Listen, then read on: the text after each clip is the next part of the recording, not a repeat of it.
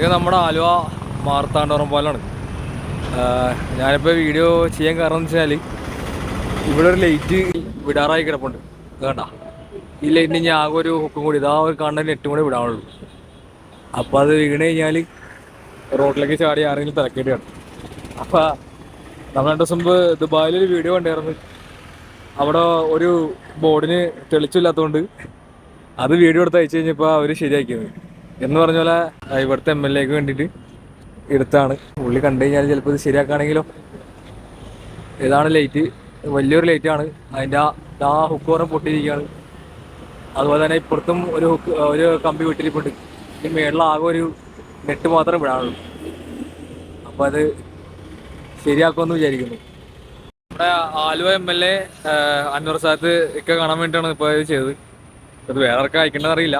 എന്നാലും പുള്ളിക്കാണെങ്കിൽ ചിലപ്പോൾ ഇത് പെട്ടെന്ന് ശരിയാക്കിയാലോ അതോർത്താണ്. അപ്പോൾ ഇത് ശരിയാക്കുകയാണെങ്കിൽ നമ്മൾ ഇവിടെ അടുത്ത ഒരു വീഡിയോ ഇടുന്നതായിരിക്കും. അപ്പോൾ ഓക്കെ, ബൈ, താങ്ക് യു.